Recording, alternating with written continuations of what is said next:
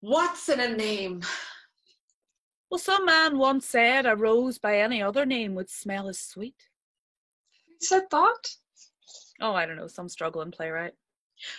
But think about it. What's in a name? More importantly, what's with all the names? It got us thinking. And talking. And whining. See, what pisses us off is that there are all these weird names for our vaginas. And not all of them are remotely appealing to the imagination. Like, what kind of name is Axewound or Rat? I mean, who comes up with these things?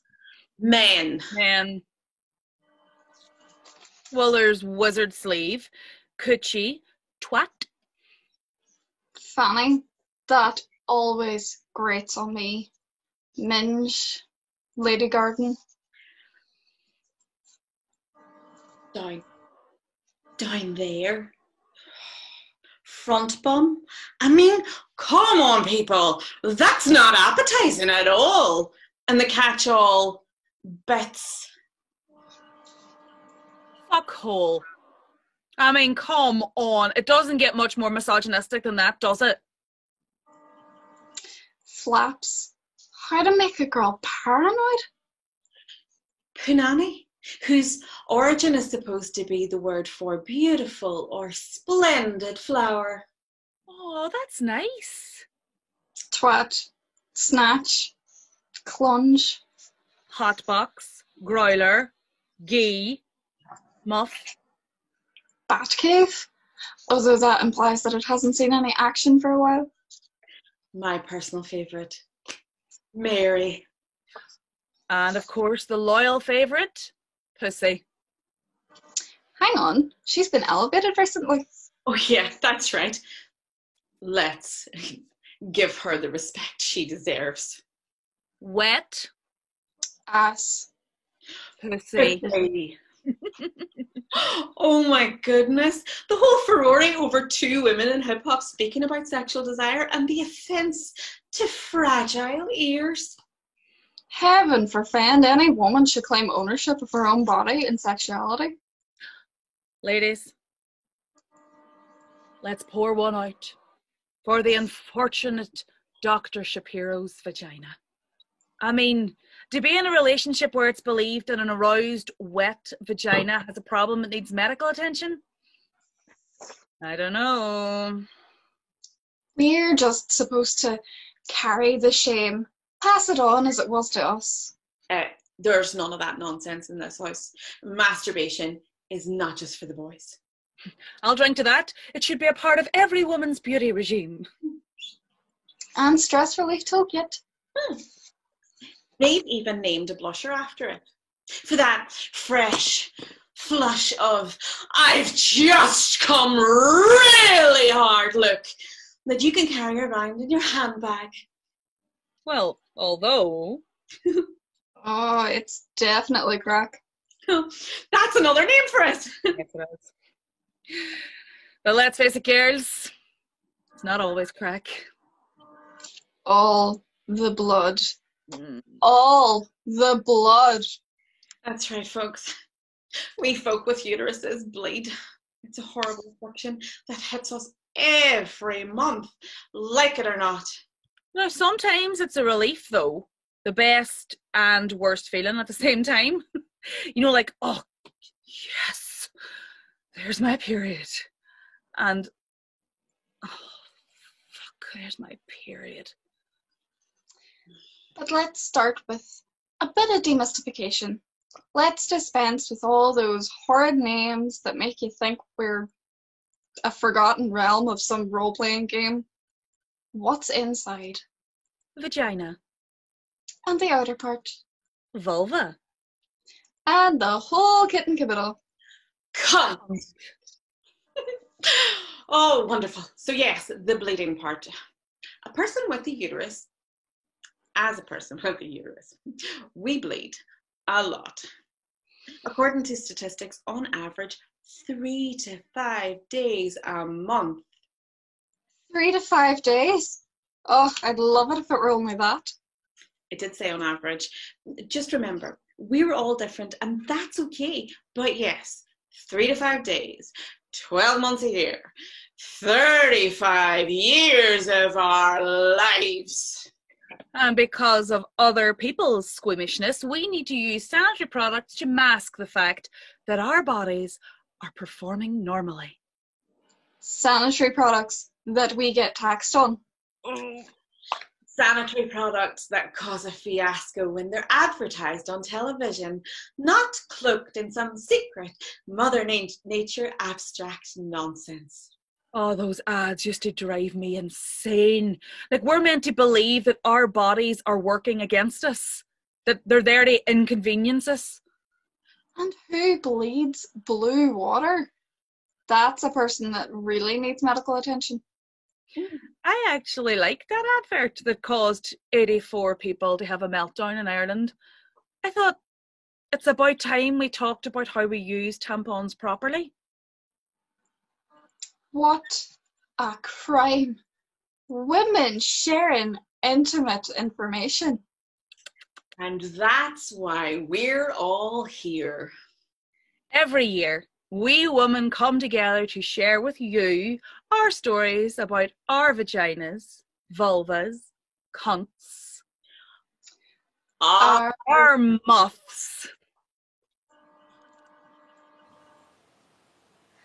Vajaja. That's what it was. I had never really thought about it before. It was just there. That thing between my legs. Another body part to be washed in the shower. My monthly nuisance. My lack of legal autonomy. My vajaja only ever mattered in relation to men. It was to be protected from men. Kept secret from men. Saved for man. It was never really mine. Attached to me, yes, but not mine. Like any other vajaja. So I felt dirty the first time I looked at it. Like I was committing some great moral sin. I felt shame crawling on my skin, guilt swarming inside of me. I mean, someone had to be watching. Surely someone knew, probably God. I was violating myself, but I just wanted to see what the fuss was about. It was shocking at first.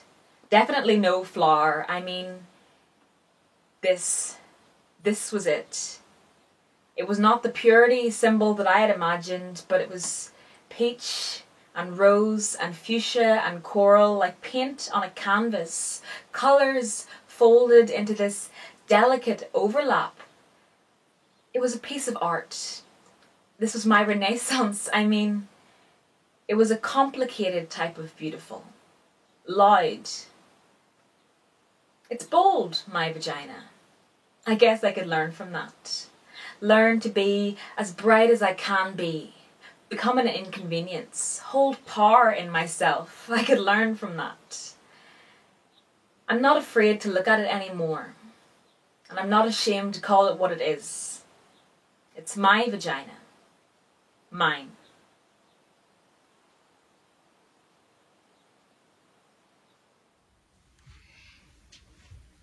Hello. My name is Carmel McCafferty. To my acting friends, McCallion to the bank manager. I'm going to tell you a story that really happened. No frills, no nothing. It really happened. It happened a long time ago. I was 10, almost 11. And my friend Eileen and I decided we'd go to the swimming pool if we could raise the money. So we went round backyards and got lemonade bottles and took it off the shop and got whatever you got for lemonade bottles. And I think it was threepence, I'm not sure. And we raised the money for the two of us to go to the swimming pool that evening. Now there was this thing in the swimming pool called an open session.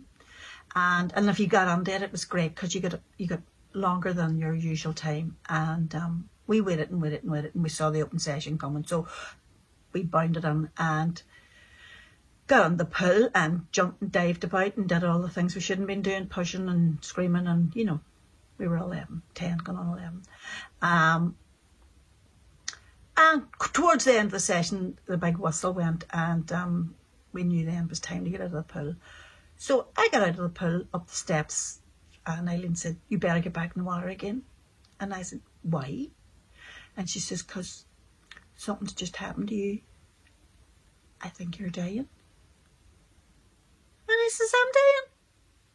Why am I dying and not you dying? And she says, well, there's blood running down your legs. I think your kidneys fell out. I say, your kidneys fall out? What? Oh dear. Oh dear. Well, we were a wee bit afraid, but we weren't that afraid. So, didn't know what it was. Went over to the man, said to him, the attendant, you know, I think my kidneys fell out in the pill. And the man said, I think you better go home, love. So he says, so I says, all right. And there was no pain or, you know, just blood running down my legs. And when you're in the water, you know how blood flows. And got down the stairs and dried myself off and put on whatever it on me. And we went over to McDade's shop across the street because we had a penny left each. And we bought sweets and we headed home. Got to the bottom of our back lane and the blood was sort of trickling a wee bit down my legs. So I would have just wiped it with my skirt or whatever. And went down and my father was sitting reading the Belfast Telegraph. And I says, Daddy. And I says, yes, Carmel, what now? I says, I think my kidneys fell out in the pool. And he went, your kidneys can't fall out, Carmel. You'll be dead. I said, well, something happened to me in the swimming pool and the blood's running down my legs and I don't know what to do. And he says, just you go and tell your mother. My mother at this stage was up the street talking to a woman. They killed my mother and about 6 other women and loved to chat and gossip. So I went up the street and says, Mammy, there's something happened to me in the swimming pool and Eileen thinks my kidneys fell out, but I don't think they did because I'd be dying, wouldn't I? And she says, you'd be dead. I said, Carmel, what's wrong with me? I says, well, there's blood in my knickers. And she went, right, okay. Right, me and you'll go down the stairs and go up the back room. Now, the back room is where the 4 girls slept. And we went down and she produced this thing called a sanitary towel. Spare me. I have never seen anything as thick or as big since. It must have been yawn length easily. And you know, maybe not that breadth. Look, they were ugly. And there was 2 loops either end, one either end. And she gave me this elasticated belt and put it round my waist and told me to hook it on each loop to either side. And then she just decided she would tell me all about my period. Hadn't a clue what a period was. Was too interested in running the streets, playing, carrying on, chivies, whatever. And she told me that it was a gift from Our Lady. And I nearly died of excitement because I thought, am I like one of the 3 children of Fatima? Is Our Lady giving me gifts? And she said, don't be so stupid, Carmel, it's called your period. Every woman gets it. Which kind of disappointed me a wee bit. Anyway, that's how I found out about my period. And told Eileen, of course, was swore to secrecy up in the back room to me mammy. No, I wasn't going to tell nobody. Told Eileen, I said, you're going to get it. Every woman gets it. We all get it. And Eileen was going, it's not your kidneys then. I was going, not my kidneys, it's my whim. I have a whim, you have a whim. Found us all out up in the back room.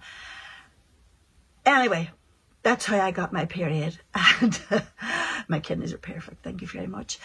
So, to everybody out there at this moment in time who is having a period, I don't care who or what you are, having your period, God help you. Don't have it anymore. Women all's gone. It's great. Wow. Give her a love gift. As a matter of fact, I told my daughter the self-same story, you know, about gift from Our Lady. And she was having a particularly bad period one day. And she says, Mommy, did you keep the receipt for that gift? And I was going, what gift? She says, from Our Lady, because I want to give it back. Which I thought was quite funny at the time. But anyway, to all my sisters out there, whatever you are, whoever you are, see you in the chemist. Ooh. Bye. I love children. Truly, they are some of my favourite people. So much so that a large part of my work in life has been dedicated to entertaining, educating and playing with them. But much like home ownership, the life I have chosen is not compatible with having one of my own, so I'm happy to rent them on a short-term basis. So when I was diagnosed with endometriosis at 31, I didn't have the heartbreak that so many people who are diagnosed and want babies have. For me, it was just extremely painful and uncomfortable, and it was getting worse every cycle. But at least the fact it was obstructing my womb's functioning wasn't an issue. 30 to 50% of women with endometriosis are infertile. Now, I always knew that periods were painful. You know, it was the curse of Eve. I mean, personally, I was never told that it was the curse of Eve. My parents didn't go in for that kind of thinking, but generally in the culture, it was accepted that periods were painful and that they were to be borne in silence and without fuss. Premenstrual syndrome was the term for any perceived complaints or irrationality that women displayed in relation to their monthly visitation. I knew PMS was a bad thing to have. You could be accused of being angry or irritable or irrational or overreacting and be moody and a drama queen. To have the accusation of being on your period was something to be ashamed of. I mean, no one wanted to be confronted with that. I mean, it was disgusting to bring it up. It was repellent to normal people. It was abnormal to be a woman rather than the norm, the ordinary, the average, the male. Sorry, am I overreacting? Being hysterical, perhaps. The term hysterectomy, the removal of the female reproductive organs, originally comes from a diagnosis of hysteria, a genuine medical condition that the American Psychiatric Association only dropped from its list of diseases in 1952. The symptoms of which included anxiety and sexual desire, insomnia, fluid retention, heaviness in the abdomen, irritability, loss of appetite for food or sex, paradoxically, sexually forward behaviour, and a tendency to cause trouble for others. Basically, until 1952, you could have your womb removed because you were having a shitty period. So, you know, I thought that being doubled up in pain, with tears running down your face, wincing, crying out in agony for a week, was just the price I paid for being a woman. And then those other pains throughout the rest of the month that gradually got worse during my 20s. Ooh. I was diagnosed with IBS and anxiety and depression. I always had packs of ibuprofen with me no matter what. Waking up in the morning and immediately downing 2 was part of my regular morning routine. I just got used to being in pain. And then I was diagnosed with endometriosis. Now, the average time it takes for endo to be diagnosed is 7.5 years, and it only took me 5. Now, I'd never heard of it before I was diagnosed. And I had my first operation to remove it when I was 32, and my second when I was 38, which also removed a huge endometriosis cyst, which was the size of a grapefruit, from my right fallopian tube. Like, it was so big, I actually lost weight as a result. Now, see, what happens with endo is that every month, the hormones which control the menstrual cycle activate the womb's lining to produce a cushion. Now, this cushion is to stick the egg that travels from one of the fallopian tubes every 28 days. It's like to stick it firmly to the lining of the womb so it can wait safely and securely to be activated by a sperm. And when the egg is impregnated, the lining provides a cushion for the egg to divide and grow, housing the developing fetus in a safe and protected way. It's very, very important. And it's very, very sticky. And every month, this lining grows. And usually, it's flushed out of the womb when menstruation occurs, along with the unfertilized or unviable impregnated egg. And everything is flushed clean to wait for the next cycle. But what happens with endo is that sometimes bits of this lining inside the womb float out. They begin to escape. How? No one knows. Why?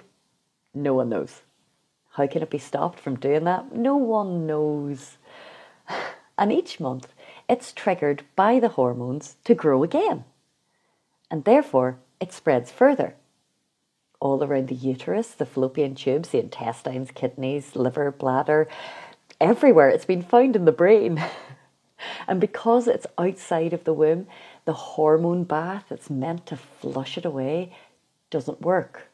So each month it continues to grow, and each month it travels further around the body, and each month it sticks to more blood vessels and to more bits of the bladder and the bowels and the diaphragm and the appendix, and sticks bits of your intestine to itself, or your ovaries to your fallopian tubes, or or bits of your stomach to itself, and it sticks to everything. It's very, very sticky. And when those things that it's stuck to move and pulse as they are supposed to do, say you've had a dinner and you begin to digest that dinner, and then your intestine starts the movement to process the food, and the parts that are stuck together with the endometriosis will rip and tear, causing ruptures, bleeding, cysts, scar tissue every single month. And it grows and sticks and grows and sticks and causes constipation, diarrhea, gas, bloating, bladder symptoms, painful sex, back pain, leg pain. Why? Well, theories suggest could be retrograde menstruation, genetics, faulty immune systems, something to do with the blood system or lymphatic system, but none of these theories fully explain why endometriosis happens. And there is so much that's unknown. A study of 13,500 women by a BBC research project into endo in 2019 reported 50% of people with female reproductive organs dealing with the illness have had suicidal thoughts.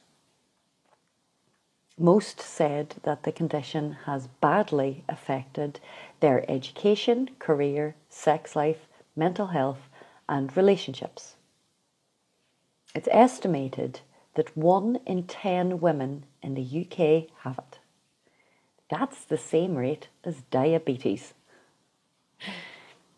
Why don't we know as much about it as we do about diabetes? Well, often across society, women's bodies are seen as an inconvenience, with their symptoms and health concerns not taken seriously enough. You see, most of our understanding of ailments comes from the perspective of men. It's overwhelmingly based on studies of men carried out by men. Like in the US, which produces a lot of medical research, research trials weren't required by the National Institute of Health to include women at all until 1993. And traditionally, this was justified by the idea that, get this, women's bodies were seen to be too complex due to fluctuating hormones. So clinical trials just often excluded them. And a lot of funding went to conditions which either affected both men and women or just men.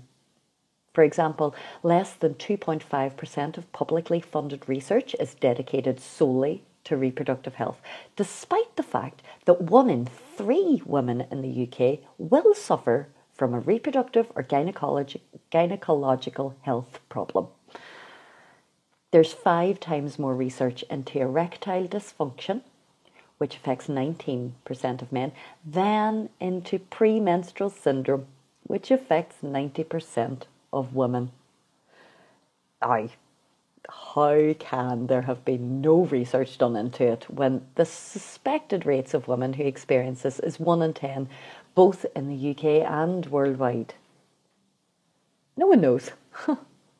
Though it could be an idea to explore the fact that patriarchy is the dominant system of power in our culture and women's pain and discomfort is of little interest to it. In fact, it might be in its interest to keep women distracted.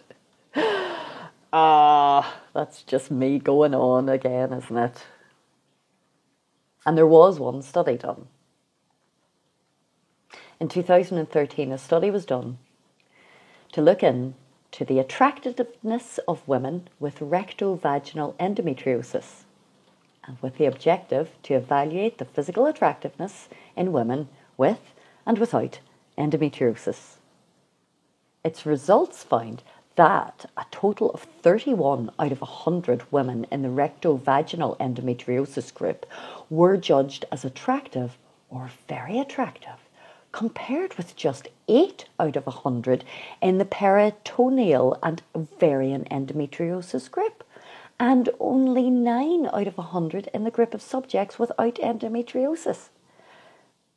So I could be like a whole 20% more attractive, depending on the type of endometriosis I have. The problem is, I didn't even know there were different types of endometriosis until I read that study.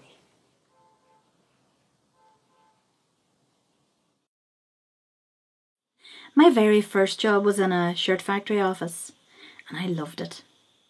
And then I sold bathrooms and kitchens, and I liked that as well. Then I had a couple of youngsters and stopped work for a couple of years. And when I went back into the workforce, I spent a year typing summonses for the RUC. And that's when something happened that it altered me for definite. There was a child murdered in England in a caravan park, and she was around 8 years old. She was called Nicole, and it was 6 o'clock, the tea time news, and the images of her little body in a ditch covered in a sheet, taken from far away, disturbed me in ways that I don't understand, beyond it being horrifying anyway. She had been strangled and sexually assaulted.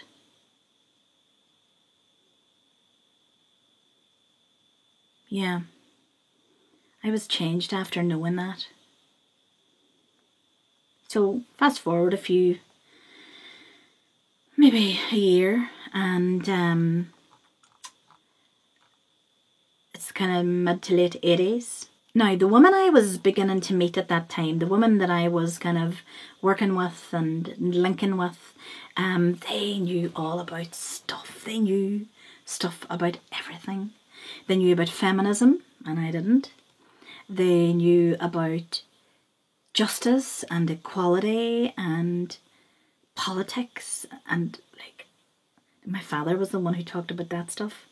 And I remember they hated housework, and I flippin' loved it. I loved kind of cleaning. I remember also they ate brown rice and drank herbal tea. I didn't even know those things existed. And they were mostly Republicans. And I also remember there was definitely one lesbian. Well, maybe two. And I thought they all lived in London. And these women that I was beginning to know, they talked about books. They talked about books like Our Bodies, Ourselves. They talked about books like Fat is a Feminist Issue. Nobody and none of them were reading Catherine Cookson. Nobody cared about Tilly Trotter, who went down the mine and then later married the Lord of the Manor, except me. And it became really, really clear to me at that time that I knew absolutely nothing. These women knew everything, and I knew nothing. And I was on the same path as them, and I just remember being affronted and keeping my head down and thinking, I hope they never find out that I know nothing. And even my biggest secret that I hoped they never would discover was that I was a Protestant. But as we kind of went along, it became, there was one thing that became abundantly clear that we had in common. you know, we had this one thing in common, and that was like our fannies. And little did I know at that time just how much we were going to be talking about them, because we all joined a 6-week course called Self-Focus for Women. And like, it's the late 80s, you have to understand, like, a workshop to me before this was, my father was an electrical contractor who had a workshop. I didn't know about other types of workshops, so we were all about the workshops. We had workshops about everything, but this one was all about Self-Focus for Women. I had no idea what it was. And there we were, I was out there as well. We were ploughing new furrows. We were liberating ourselves, like whatever that meant at the time. But anyway, the 6-week course, week 1, body focus. So we talked about our bodies and the hang-ups we had about our bodies. We talked about women's bodies. We were talking about our bodies. And the homework, yes, there was homework. You had to go home. Homework with specific instructions. You had to go home, you had to strip naked, and you had to look at your body in a full-length mirror and come back the next week and bring your notes and talk about what you saw. Well, mortified. And I remember standing in front of a full-length mirror, or maybe just like a half-length mirror, and I was on a chair or something, but I remember thinking like that I looked a bit like a continental quilt, only like less Swedish. Week 2, getting to know your vagina. Well, the instruction this week was to draw your vagina, and when you're finished, and the instruction was draw your vagina, and when you're finished, stick it on the wall. Now, I was that far through, it took me a wee moment to realise she meant stick the drawing on the wall. So I was first finished, actually. And over I went and stuck my drawing on the wall. And I can still hear the laughter as we gathered in the vagina gallery to have a look at each other's drawings. Now, couple of them at least were like proper illustrations, like they from a medical journal or something. What kind of freaks were those women who could draw in that detail? And I couldn't believe the detail. And then some others, were detailed enough. And lots of them had like a little butterbean thing on them that clearly mine didn't. And mine just stood out because it looked like it had been drawn by a 4-year-old child. And I, blessed the facilitator on the night because she spared my blushes. She didn't exactly say who drew this. But I think when everybody else had owned up to drawing the rest of them, there was only me left. But she spared my blushes. And the laughter from then, I can still hear in my vagina nightmares. And actually, several years later, might even been many years later, I was having some abnormal cells nuked in the lady garden. And I remember asking the consultant exactly where was she going to be nuking me. And she, you'll never believe it, she handed me a piece of paper and a pencil and said, draw your vagina, I'll be back in a minute to show you, while she headed off to do something else in the department. I was completely traumatised because I obviously re-stimulated from the vagina gallery workshop. I couldn't even think what it looked like. But anyway, I drew it. And I think it was better than the first one. But anyway, she laughed. She giggled and said, seriously, Dan, that's what you think your vagina looks like? But anyway, and I have to say, on the occasion that I would have to go and visit somebody in Elfin Hospital, I still have this, I kind of imagine that somewhere in the gynae department, they have pinned my drawing of my vagina up. And it's really embarrassing because not only now would the people in the hospital maybe know me as the woman who fainted with her right tit clamped in the mammogram machine, I am also the woman who can't draw my own vagina. And for anybody who knows the hospital, when you park, over where you park and you're walking toward the hospital, every time I walk in, I think there's a drawing in there of my vagina. Anyway, week 3, vagina stories. So this week we had to give our vaginas like a backstory and give them a little personality. And I remember now, you know, mine, like, my vagina ran a fish and chip shop up in Bishop Street, and she was known for her bouffant hair and her battered fish. And the homework that week was to write a poem about your vagina and share it the following week. But there was a little like addition to the end of the homework that week, and it said, you know, write your poem, bring it in next week and read it, and don't forget your mirror. Anyway, week 4, the theme was exploring your vagina, so naturally I showed up in the hiking boots. Jesus wept. After we read the poems, we were instructed to take off our pants and straddle our mirrors. I kid you not. That was said in a room that I was in with a group of other women in a circle. Take off your pants and straddle your mirror. Now, 2 things I remember about that. One was that one woman didn't wear pants. What the fuck was all that about?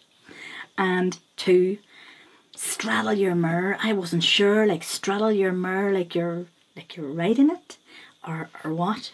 But anyway, I had the wit to wait till somebody else went first, and then I just kind of fell into line after that. Week 5. I'm kind of getting re-stimulated telling you about this, but week 5 was the ultimate self-loving. That was the theme. Learning how to masturbate properly. Yep. It was defined and discussed at length, firstly in pairs and then back in the whole group. And I wasn't the only one uncomfortable now that night. There was another woman I remember kind of been a bit reluctant. But see, by the stage, I was wheeling out like an alter ego that before I even knew what an alter ego was. And she was much more cool with all the kind of dirty chat than I could ever be. And she was really liberated and free and very much in touch with her glorious fandango. And yeah, so that's how I got through that one. And the homework was go home, run a bath, light a candle, and masturbate. Come back the following week with your notes and describe it to the group. So, final week, week 6. I haven't a clue because I didn't show up. I have no idea if anybody else did. But there you go. Now, these days, my vagina lives a more secluded life and she still enjoys a wee run out to Buncrana for a poke. But other than that, she has very little to report.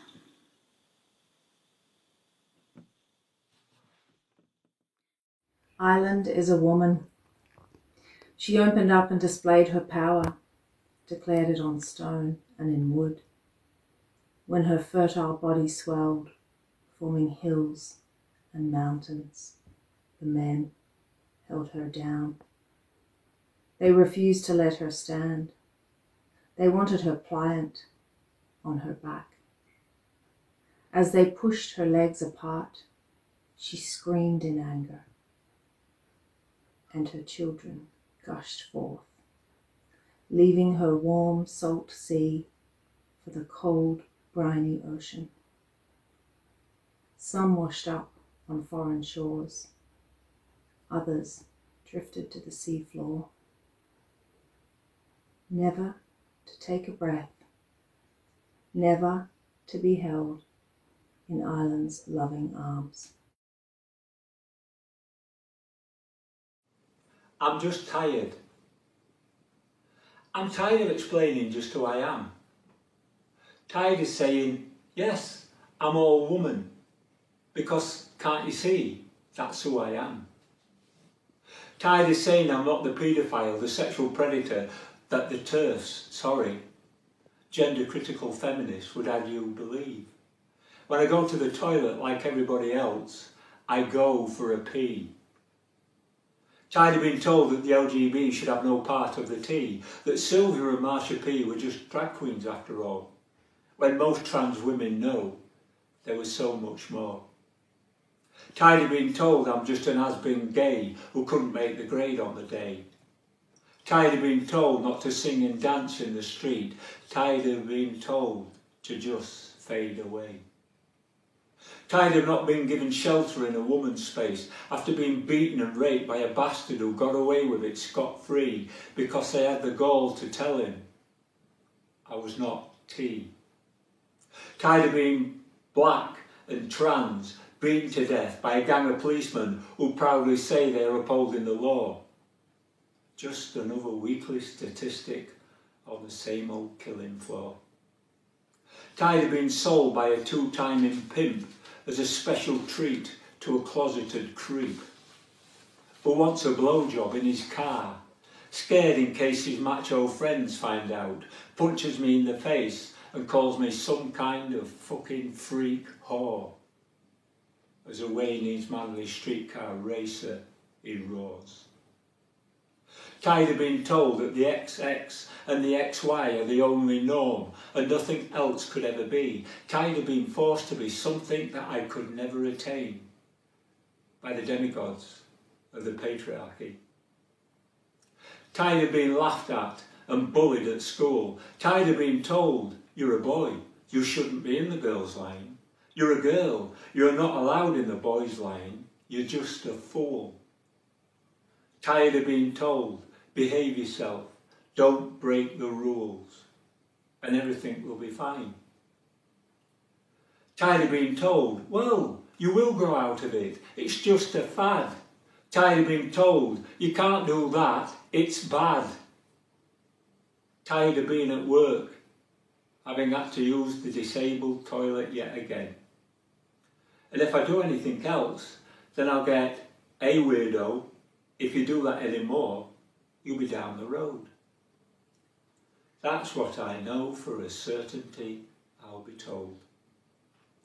Tired of being called an abomination by people who say they follow God's way. Tired of being told I'm under the devil's sway. Told to revert and repent, use conversion therapy. Be welcomed, brought back into the fold. But I looked at religion with its fake piety, its pride and its gold, and think of all the millions it has murdered with its lust for power and its greed. And if I'm to be damned, I'll be damned for just being me. Tired of watching my brothers and sisters take that final step, the lethal tablet, the leap from a bridge, just a slash of the wrist to end all of the pain. So yes, I am tired. So very tired. I'm just so tired of forever walking in the rain.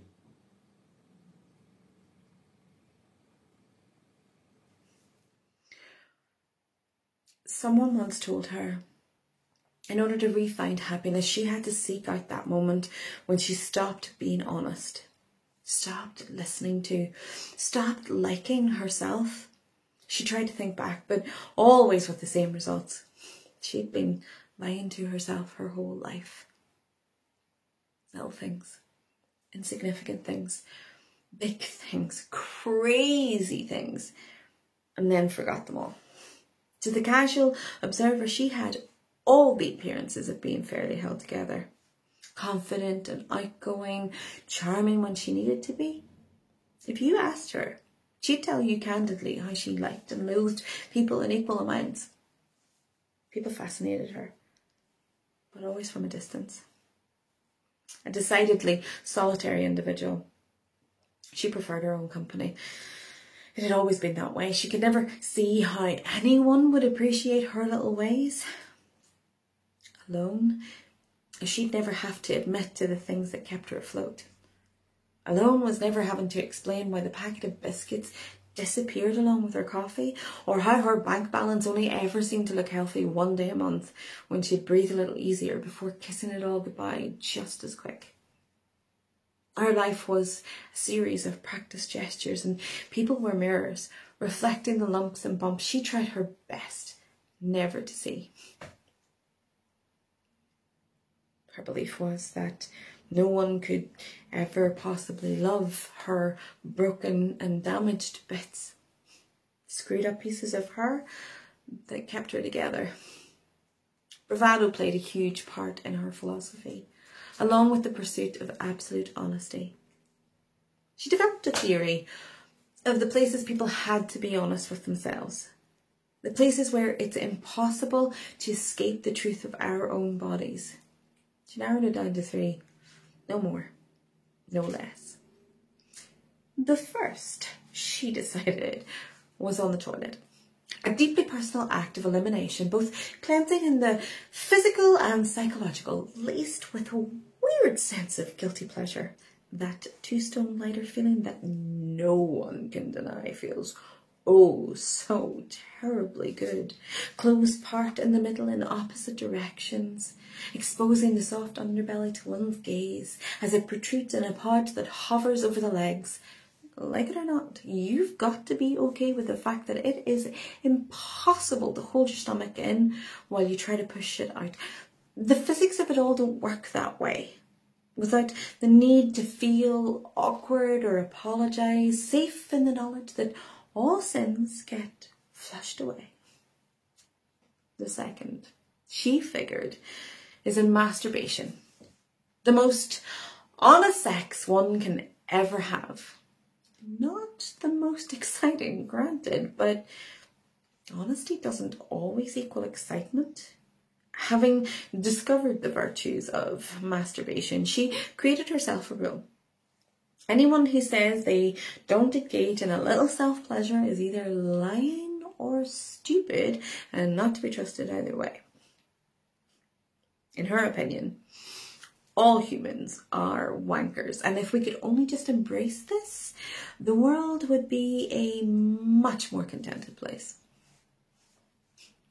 In a drunken conversation one night, she reached the conclusion that no matter how depraved the sexual antics with a lover, the sexual deviancy of a wank was on a whole other level. Her solitary self-fuck, she reckoned, had the special kind of power to take her mind and body to the exact places she knew by rote. Uninhibited, unashamed, and emancipated. A survival tool, if you will. And next to nicotine, the only thing keeping her sane. The third and final place she mused was in the balmy sprinkling of the shower. Now, not the bath, the shower. This was her sanctuary. This place was where she cleaned herself of the toil of the day. The stresses and worries simply melt away. In this place, she is naked and unafraid to be naked, inescapably, unabashedly free of shame, cleansed and reborn, refreshed and renewed. Rain, finger-tipped water kisses dancing on warming skin, wrapped in imagined embrace, wishing somehow the gentle spray was a lover's arms, surrounding and consuming, lost in sweet surrender. Of course, you could also read this another way. These places were all the places where she was alone. Intimacy and honesty was only intimacy and honesty with herself. No more, no less. Exploitation, a canker on the skins of babies, a wrong to be righted by a band of pink ladies. Full-time workers, unpaid, volunteering, shining lights into corners. Resilient, persevering, because everyone is someone's child. To be loved and cherished, not abused or vilified. Our job, reuniting, no matter colour or creed. Taking back the exploited, denying the greed. Women unchained, women unbound, women rising up from the underground, women free, don't flap around. We are strong, won't be put down. Rise up, rise up, rise up, yes, up. With the sound of the women unbound. Whoa. Rise up, rise up, rise up, rise up. It's the sound of the women unbound. Listen to the pity. Denied the vote in Vatican City. Women raped, then charged with a crime. Men have the power all of the time. Isn't it degrading, appalling, disgusting? Women undermined, male rule shines. Rise up, rise up, rise up, rise up. It's the sound of the women unbound. Rise up, rise up, rise up, rise up. It's the sound of the women unbound. The Society of Pink Boots shook the industry to its roots. Beer brewing no longer has a gender, albeit the transition still tender. Equality and sharing cause no pain and can be replicated again and again. Education is key, raised to make tea. Now we celebrate professional careers of women who brew. Quality drink for the masses, whose perfectly brewed ale, no longer the sole remit of the male, is kicking ass at the point of sale. Rise up, rise up. It's the sound of the women unbound. Rise up, rise up, rise up, rise up. It's the sound of the women unbound. Pink sorry revolution that is the Galabi gang fighting for women's rights on the barrier lines. India's women claim conviction as victims of rape that no violator should expect to escape. Show me his balls, I will personally castrate. Rise up, rise up, rise up, rise up. It's the sound of the women unbound. Rise up, rise up, rise up, rise up. It's the sound of the women unbound. Everybody, we raised up issues, stamped our feet, stamped the letters, walked the streets, carried our placards, pledged petitions, fought injustice, we accept our mission. We are women unchained, women unbound, women rising up from the underground, women free, don't flap around. We are strong, won't be put down. Rise up, rise up, rise up, yeah. It's the sound of the women unbound, yeah. Rise up, woo, rise up. It's the sound of the women unbound. Once more, we are women unchained, women unbound, women rising up from the underground, women free, don't flap around. We are strong, won't be put down. Rise up, rise up, rise up, rise up. It's the sound of the women unbound. Woo. Rise up, rise up, rise up, rise up. It's the sound of the women unbound.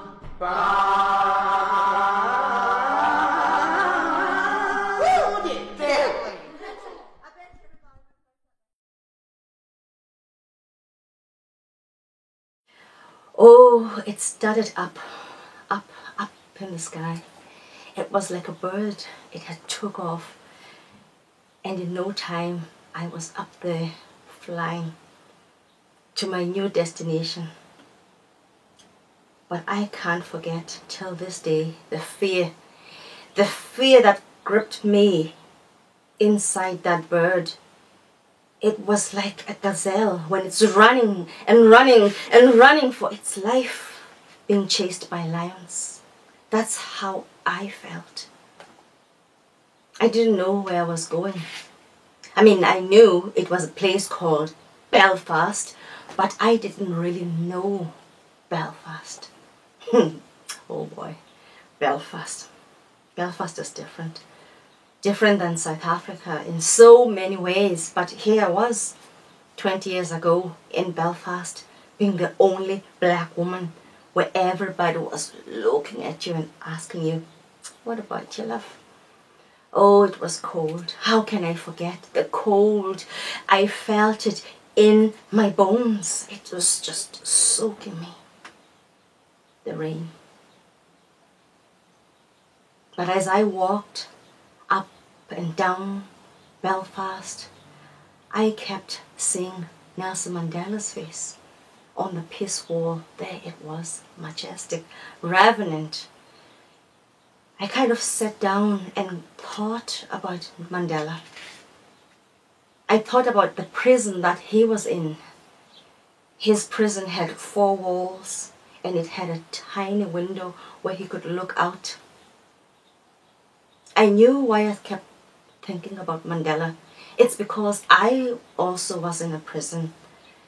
I was in a prison, but my prison didn't have any doors or windows. It was just a prison, mental torture, day in and day out. I had no family to talk to. I had no friends to tell how I was really feeling. But then I didn't have to focus on myself because I had a baby. I was having a baby.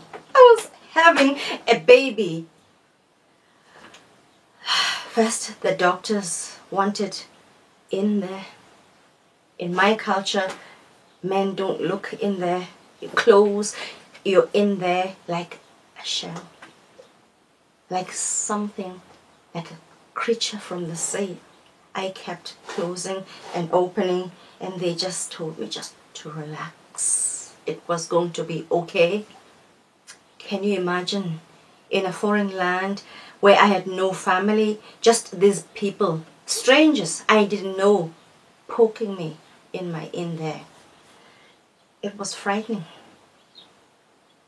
First, it was something that looked like a hook. It went in and pulled something that came out like a mucus.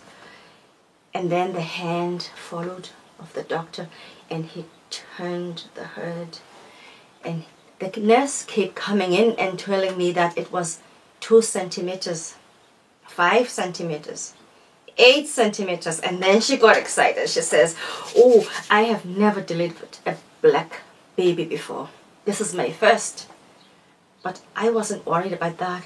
I was just worried about my down there because it was painful.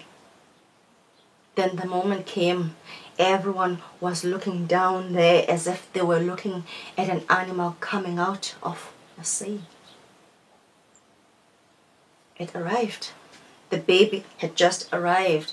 I must have been unconscious because I don't remember it coming from me, especially from my down there. It was huge and it had hair. That's all I heard. It had hair. In Africa, when a child has hair, that means that it has brains. It's going to be intelligent. But little did I know that my down there was going to be changing forever. The pain, the tearing, the stitches, the color, the smell. I didn't know that I needed my mom here. But my mom wasn't here. I was a mom. So I had to just chin up and wash it as you do. If somebody had told me that this journey was like the journey of the Magi, when they were carrying the 3 gifts and looking for the king, they didn't know where the king was. They only had the trust that the star was going to bring them. It wasn't a pleasant journey for the Magi, and neither was it for me. Because for the next 17 years, I had to have the conversations with my down there. Oh, I've had conversations, okay. I told it secrets. I trusted it. I looked at it in the mirror and talked to it, and I said, "You have to be with me throughout this journey in this foreign land." So I can say that my down there, it's a woman. It's a black, angry woman. And I am telling you now, you cannot mess about with it. It will not be messed about with. I have come all the way from Africa to Northern Ireland, and I am here. And my down there is here to stay. And don't ever ask me or it when it's going home again. It is home. It has arrived.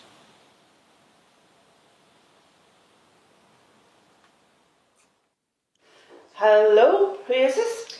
Is this the line for women? Oh yes, sorry, this is the lesbian line. How may I help you? Can I talk to you about something? Of course, how may I help? Is there anybody listening in? At this point, I looked around and I realised I was taking this phone call in the middle of Botanic Avenue in Belfast. No, there's no one listening, but look, I'm not in the office, so maybe it's just not quite as confidential as it could be. Does that mean I can't talk to you? Oh no, of course you can. If you need to talk. My name is Joan, and I'm 72. I'm widowed for 6 years, and I have a friend, and she's been widowed for 3 years. We've been friends for years, and our husbands were friends. Over the last few months, we have got very close. Do you know what I mean? Do you mean you have feelings for this woman that's more than friendship? I was trying to be as tactful as possible, just in case it was wrong. I didn't want to scare the life out of the 70-year-old woman. I was hopping from one foot to the other and hoping that nobody could hear this conversation. Yes, dear. I don't want to shock you. I know it's terrible what we are doing, and against God. I'm a born-again Christian, and if anyone found out, we wouldn't be able to go back to our church. There's nothing terrible about what you're feeling. These feelings are natural. How does your friend feel? She feels the same. We have tried to stop, but we just can't. And when we touch each other, it's so different than when we were with our husbands. We feel like we've wasted so many years. Did you have children while you were married? And were you happily married? Oh yes, dear. I had 4 children, and I had a good, hard-working man who never raised his hand to me. And my friend had 2 children with a good man too. Well, don't look at it that your life was pointless. You have your family, a good home, good memories. Just think that this is a new chapter in your life. Another chance to love. That can't be bad. No, but if the church found out, that would mean that we couldn't go back. We were nearly caught the other day. How? Whilst thinking, what on earth were they doing? And where were they doing it? I was afraid in case you were going into too much detail. My friend came round and we went upstairs and we were getting undressed. And we heard the back door open. And it was a pastor. And he called up the stairs. Well, both of us were undressed, so we quickly got dressed, and I came down and I said we'd been trying on clothes. I couldn't think of anything else to say. Joan, all I can say, in my age, you weren't doing anything wrong. God has given us all the ability to love. And for man to love man, woman to love woman. Everyone has their own take on it. If you're happy, then it's up to you to decide what you want to do. It's nice to be able to talk to someone that understands. You can ring me any time, Joan. We're always here to help. One other thing I want to ask you.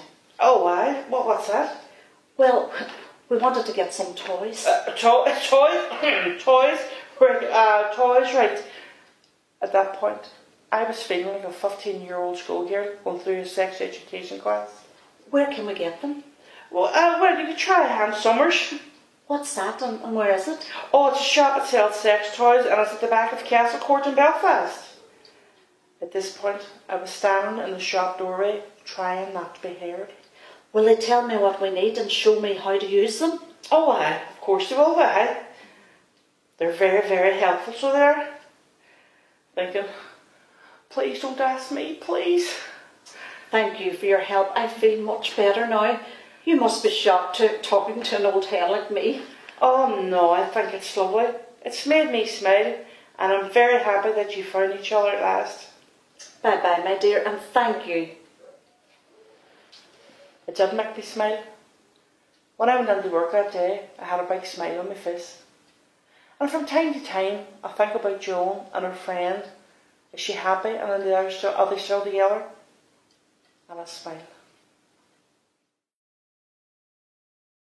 This piece was written last year in 2019 when I was 33 weeks pregnant, and it's called A Letter to My Unborn Child, a true story.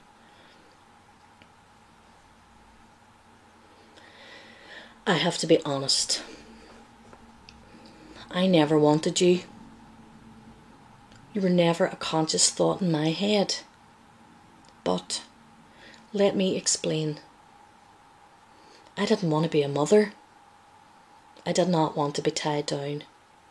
I wanted to be able to take off and go to the beach whenever I felt like it, untethered.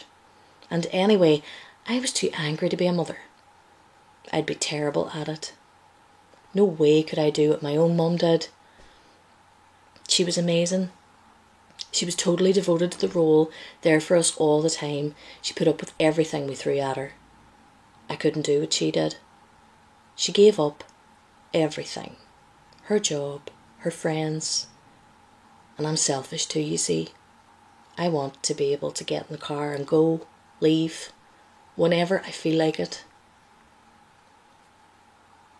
I couldn't live a life of asking for permission like she had to. Can I use the car? Can I use the phone? Can I have the PIN code for the TV, please? Well, can you put the PIN code into the TV so I can watch it, please? Can I have some money to get the Wayne's clothes and food? Can you please let me sleep? She gave up all she was to keep us safe. Her voice, her choices, her body. Our home was no place for children. There were guns and pornography and so much fucking drink. I don't have eyes in the back of my head like she did either, and yet for all of her sacrifice, all of her sleepless nights and hours spent at home watching and listening, she still couldn't keep the monster at bay. I was 10 years old the night he stood in my room in the dark. My father, the monster from under the bed made real, naked and insistent. A demented grin bloodied from the carcass of the box of red wine he'd ingested in the living room, where he'd left his gun and his pornography. I was stuck. I never wanted to be stuck again. No one person or place or thing would ever keep me anywhere. I would be untethered and do what I wanted, when I wanted, go wherever, whenever. The intoxicating freedom of it all. But what no one tells you is that there's no such thing as freedom when you don't have a safe place to call home. And being untethered, I unravelled.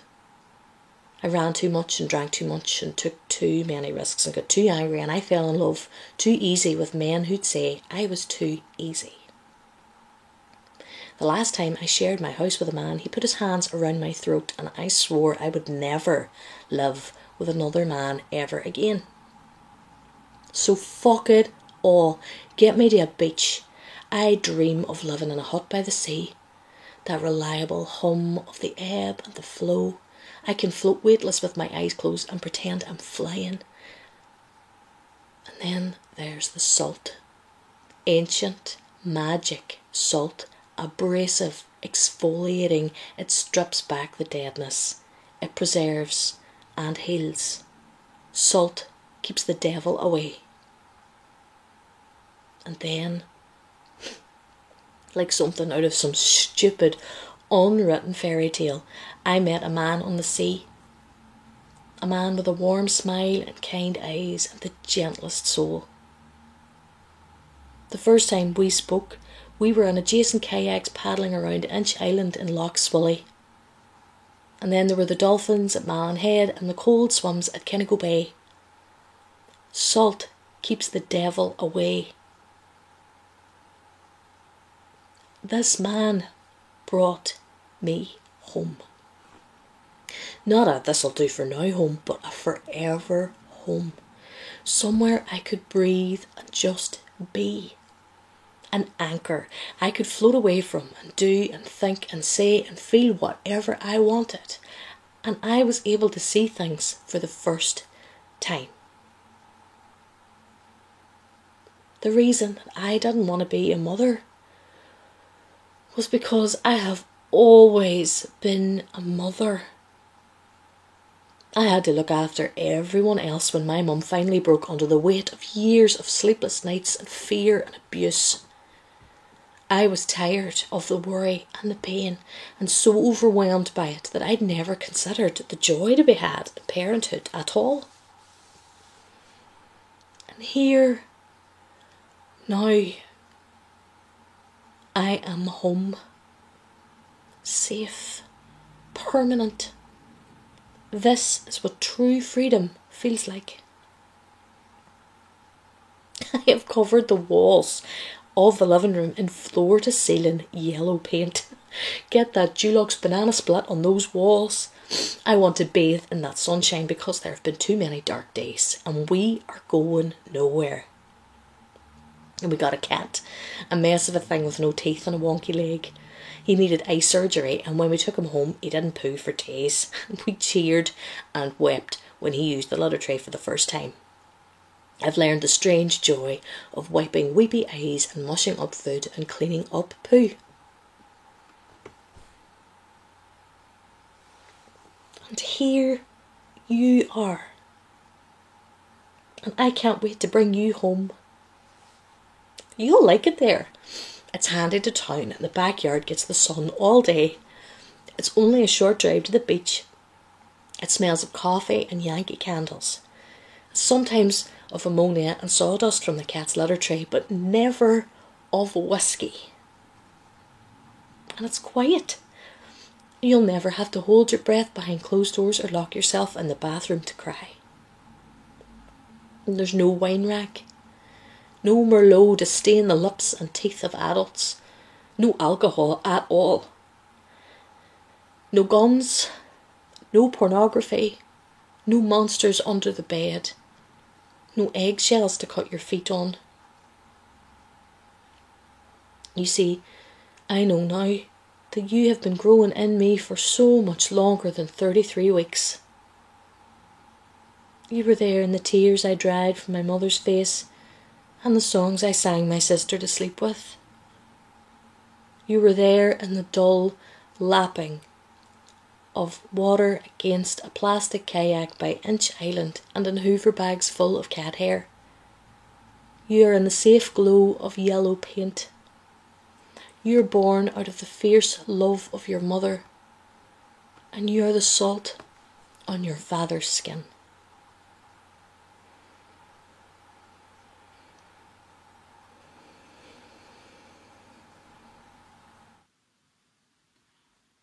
I celebrated my 45th birthday this year, you know. 45. I'll never get over it. Well, not in a self-hating type of a way, you understand. More in a, I really never expected to make it this far type of a way. Mainly because I was an early days raver from like the early to the mid-90s. I pretty much missed absolutely everything between then and 2015. Anyway, eventually I gave up the raving and I took up the lingerie. Random, I know, but bear with me. So I had a few extra pound kicking around now that I wasn't paying the party trades mortgage, you know. One day I was in town and I saw this swanky, and I mean fancy, new lingerie shop that opened up on North Street, and it had the most jaw-dropping bikini set in the window, you know. I loved it. Now I did all that. Oh God, that's gorgeous, but I couldn't be caught dead in a bikini, not at my age. Bullshit. And I didn't buy it, you know. But it haunted me. It haunted my daydreams like the kitten that you don't pick at the animal shelter, you know, that way. Anyway, I tells my friend Jazz about it now. Jazz is gas. Absolutely love her to bits. She is a rebel in every way. I mean, this woman, she would put Miriam Margolyes to shame with how much she just does not give a fuck what anybody thinks of her, you know. And she says to me, well, go and get it. I says, no, God, I couldn't be caught dead in an absolutely beautiful bikini that I reckon would make me look like a Nubian goddess. Anyway, where am I going to wear it? Fucking fawn. And she says, way with words, you know, this woman. She says to me, well, what about getting caught living in it? And well, that was that. The next day, I went down and I got the bikini set, 97 quid. Jazz nearly hit the deck when she heard the price, but anyway, there you go. Got it, and it turns out that it was just absolutely wild looking on me. Don't ask. Anyway, still, that wee shop became just my favourite place in the world. I would visit there a good couple of times a month. I mean, I could hardly ever afford anything out of it, but see, when I could, God, when I could, I would just bring me spoils home, and I would just spend ages standing there and looking at myself in the mirror, you know, feeling amazing. Absolutely amazing for the first time in my life. And it was really nothing to do with how I might look to anybody else. It was nothing like that. It was really like I realised, like I felt that it was palpably true, that I really am a divine being, having a physical experience, you know what I mean?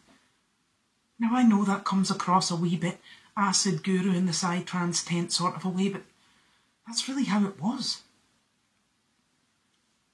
Anyway, it was around Christmas time, a couple of years ago, and I was in there buying myself a wee early Christmas present, and I had Jazz with me, and we were up at the counter, and I turned to Jazz, and not entirely seriously, I waved my new set in front of her and I said, "See me, I fucking love being a woman. Finally." Well, that was a bit of a mistake, for then she starts. She takes great umbrage at my suggestion that dear bras and knicker sets have helped me fall in love with my womanliness, you know. And she starts going on and on and on. "It's a shallow type of love," she said. "I can assure you it is not," says I.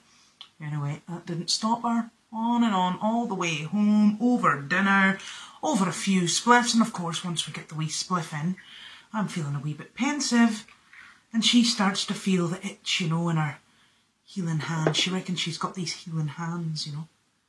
So she starts waving her hands all around me. And she says, "I really think it's so fucking sad that we spend so many years of our lives hating being women." See, I can feel that in your energy system. See, there you go. Blocked in the first and second chakras. I could have told you that 5 miles ago.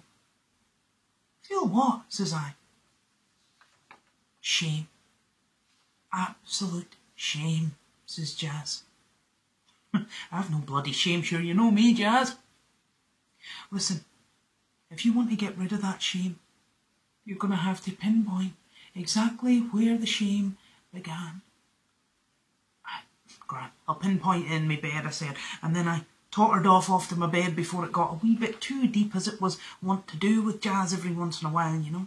Now, as much as I rolled my eyes, I did go to bed thinking about it that night, you know. Shame. A middle-aged ex-raver like me? No.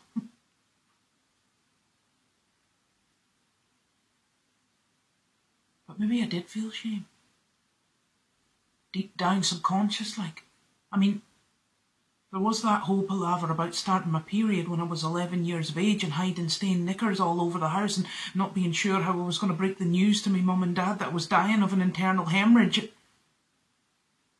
No, not at all. And then there was that whole time when swimming lessons started in P6 and I had pubic hair and hair under my arms, and I didn't realise there was anything at all weird about this until we were in the pool and the teacher clocks my armpits and she just couldn't hide her disgust. I mean, it couldn't be. Oh, sure, I'm well over that. Anyway, I'm halfway between sleep and waking when all of a sudden it, bam, hits me like a wrecking ball, and I'm sitting bolt upright in my bed, and Nellie. Oh, Nellie. Oh, Nellie Simpson was an old doll that lived at the bottom of my street when I was wee. When I say old doll, she was probably only in her 50s. She was a rocket. I mean, she had her back garden all done up with these hedges, and as weans we used to love running in and out of there because the place honestly looked like the secret garden, you know. There was no better place to play hide and seek. I loved it, but she didn't love it. Oh no.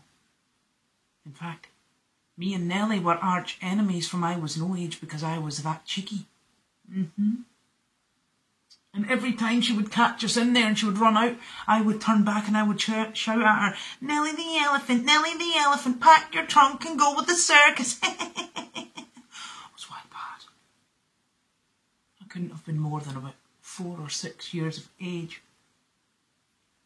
I mean, I was certainly so young that I hadn't got a clue about bodies and how a girl's body might differ from a boy's body or anything like that, because that's how she got her revenge on me. Oh yeah. Bear with me. Now back then I had a wee pal called David. David was the same age as me. And his mammy had had a baby. And the baby was a boy. And one day we were round in her house and she was changing the baba's nappy. And in absolute dismay, I says, "What's that?"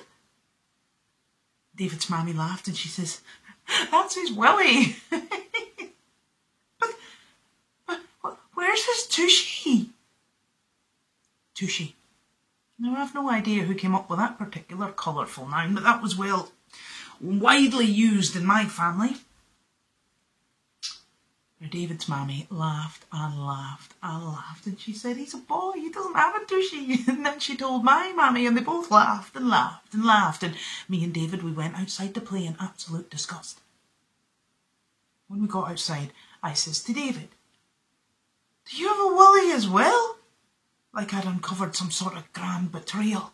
Anyway, in our totally innocent, clueless dismay and the curiosity of small children and the desire to figure out just what in the feck was going on in this world, me and David made a grave decision. Yep. So, there we were, sat out in the front steps of the flats, in full view of every home in the square, and I was showing David mine, and he was showing me his, and we were just happily chatting away about how weird it all was, and our wee minds completely blown, when out of nowhere we hears this roaring. It was Nellie hanging out of her window. I remember just staring at her, wondering what in the hell she was roaring about. And next thing, she's out of the house and down the path, and she's roaring at me, "I'm going to tell your mother right now, that is disgusting behaviour for a wee girl." I think it hit me and David both at once. That Nellie was raging because I had a tushy and he had a willy, and that must have been something to be raging about. Thing was, it was only my mammy that she went to. She didn't go to David's mammy. David didn't get in trouble, oh no. I got brought inside and my mammy was raging, and she said to me, "You don't show anybody that, especially not boys. That is not ladylike." And mammy told daddy and my granny and me Uncle Ray and Auntie Susie, and they were all a wee bit raging, and they all told me the exact same thing. That is not very ladylike. I was banned from playing with David then. Mammy didn't much like him after that, as if the Wayne was some sort of latent sex pest. And I knew that if Mammy had told all of those people that really embarrassing story, and Mammy actually liked me, then Nellie would have told the whole bloody street, you know. I don't know how long it went on for. My first experience of serious paranoia between the ages of 4 and 6 that would have rivaled even the worst of come-downs. Could have been a few days, or weeks, or months. I remember feeling like every adult in the place knew, and every time they looked sideways at me, I imagined they were thinking, "There's your not very ladylike one, with the not very ladylike thing." And I didn't speak to them, chat away like my happy wee self after that. Anyway, after that I never dared sneak into Nellie's garden again. Next morning over breakfast, I turned to Jazz and I says to her, "Well, fancy that, Jazz. You were right. Shame. Absolute shame. Hey, I'm Miranda. I'm very excited to participate in this festival where women are sharing poetic and poignant versions of their truth. So I'm going to share some versions of my own truth. It took me a long time to find my value, to understand who I was and not get lost in relationships. So I wrote this song when I was ready to stop being lost and ask somebody why. Why am I not good enough for you? Gotta go.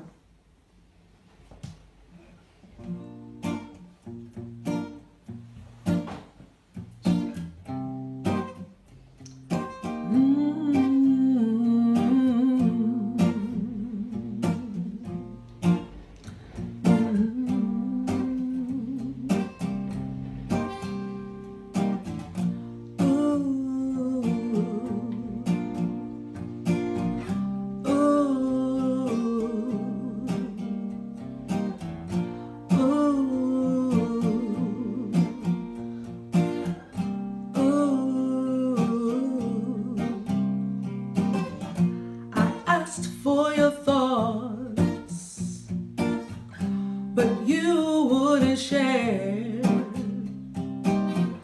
I laid down my heart for you, baby, but you left it laying there. And even my kisses, since they've lost their worth. And when I pull away from you, baby, you pull me back, it hurts. I gotta go, ooh, I gotta go, ooh, I gotta go. I can't stay here.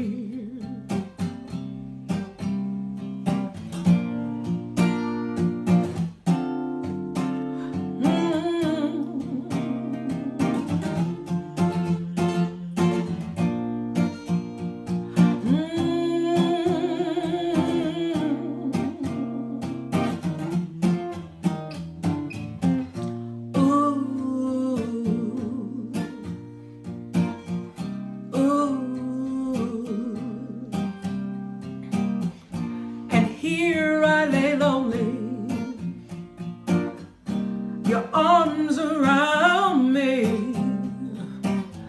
you leave me breathless, baby, but I've gotta leave. I can't be stuck loving you, no, not on my own. You're warm in my body, but you're leaving me cold.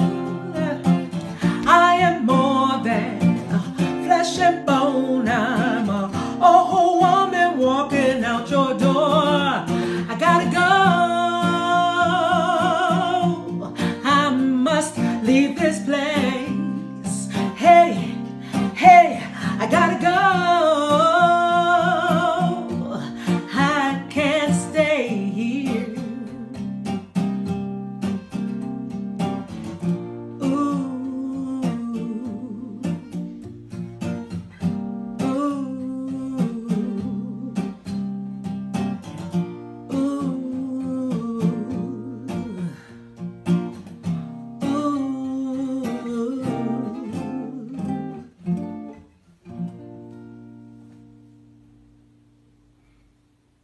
Took me a long time to learn my worth, and then when I finally got around to it, I started teaching other people how to learn their worth, to understand who they are and what their value is. So I started working with victims of domestic violence, and I wrote this next tune for them.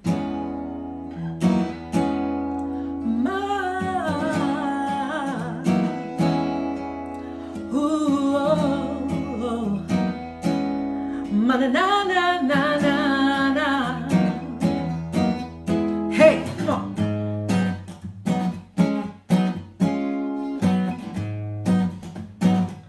Don't let them find peace by standing on your neck.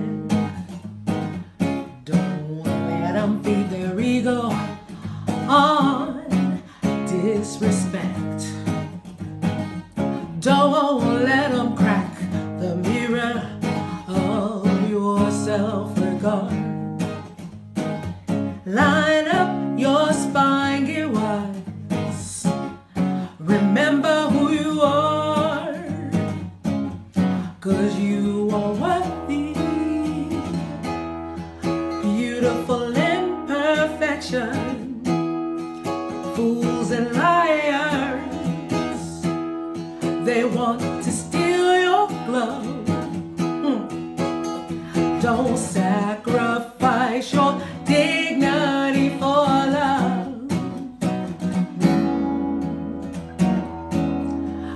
Na na na na na. Hey.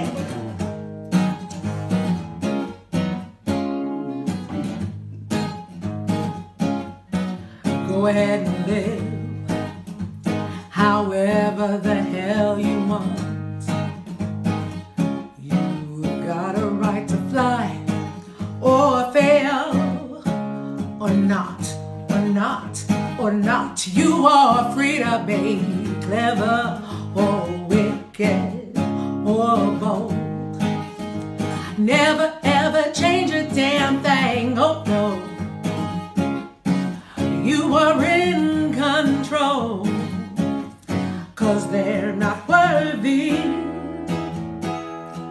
of your water or salt, your air or heartbeats, baby. Hey, remember who you are, who you are, who you are. Don't sacrifice your dignity for love. I know that I'm worthy, I'm worthy, worthy. Don't sacrifice your dignity, you're worthy, worthy. Tell liars you can't tarnish gold. Worthy, worthy. Don't sacrifice your dignity, you're worthy, 'cause they're not worthy of your water or salt, your air or heartbeats, baby. Hey, remember who you are, who you are, who you are. Don't sacrifice your dignity for love. Ooh,